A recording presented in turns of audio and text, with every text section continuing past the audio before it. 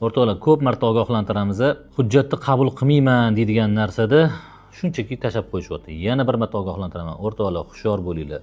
Tekshiruvchi sizdan hujjatni qabul qilmaslikka haqqi yo'q. Siz nimaiki hujjat topshiradigan bo'lsangiz, tekshiruv paytida hamma hujjatingizni qabul qilib turib, bu hujjatga huquqiy baho berishga haqqi bor. Agar bu narsani inobatga olmayman desa, qabul qilsin-da, keyin inobatga olmayman desin. Mana bugungi kunda bo'lib turgan holat, sayyor soliq tekshiruvi kelgan, ijaradagi joy bor va xraneniga, временный xraneniga alohida joyga tovarlarni qo'yishgan. Holanki bitta kadastr ichida joylashgan joyda hammasi, ijaradan tashqari временный xraneniga qo'yilgan joyi inobatga olmayman debdi. Tasavvur qilinglar, 500 kvadrat joyda 1-2 milliardlik moli bor, yana 500 kvadrat vaqtincha saqlash uchun qo'yilgan joyda bir 10 milliardga yaqin tovar turibdi. U tovarlarni sotish uchun zaявка tushgan, o'shaning uchun alohida skladdan olib chiqib tayyor qilib qo'yishgan va u joyga alohida временный xraneniga shartnomasi bor. Sayyor soliq tekshiruv kelyapti-da, shu 500 kvadratlik joyi inobatga olaman, nariga 10 milliardni inobatga olmayman. Nagli shunaqa deyapti. Va bizga kelib telefon qilishyapti, inobatga olmayman deyapti-yu, nima qilay deyishyapti.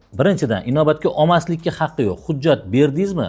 Aktga yozsin albatta. Falon hujjat berildi, временный xraneniga hujjat berildi, bor ekan.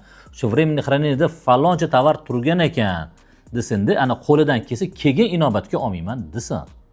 Bizda nima qilishyapti? Inobatga olmayman desa, prosta bosh ushab dardimizni aytib yurimiz.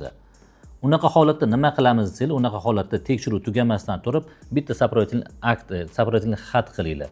Falon viloyat davlat soliq boshqarmasiga kerak bo'lsa, agar qaysidir inspektor, tekshiruvdagi inspektor sizlarda inobatga olmayman deb turgan bo'lsa, boshqarmasidagi inspektor Falonchiyevga deb rahbarga qanaqa murojaat qiladigan bo'lsa, o'sha inspektorga ham hurmatli Falonchiyev, sizdan iltimos qilamiz, tekshiruv paytida sizga falon hujjatlarni taqdim etyapmiz, tekshiruv materiallariga kiritib, shu hujjatlarga huquqiy baho bergan holda dalolatnoma tuzinglar degan masalani yozma ravishda tashab qo'yinglar. Tekshiruv paytida ulgurib qolinglar. Agar shunda ham inobatga olmaydigan bo'lsa, endi siz bemalol og'zaki emas, rasman hujjat taqdim etganligingiz va hujjatni inspektor ochiqchasiga inobatga olmaganligini ko'rsatib bera olasiz. Har qanday sporniy vaziyatda, munozarali vaziyatda siz o'zingizni himoya qila olasiz. Sudlarda ham bu narsada siz hujjatni vaqtida taqdim etgan bo'lasiz. Buni ko'ra bila turib inobatga olmagan inspektorni xatosi bo'ladi. Shuning uchun dardimizni aytib yuradigan emas, aynan har bir harakatimizni huquqiy hujjat bilan qog'oz gapiradi formatida qog'ozni gapirtirganimiz o'zimiz uchun manfaatliroq,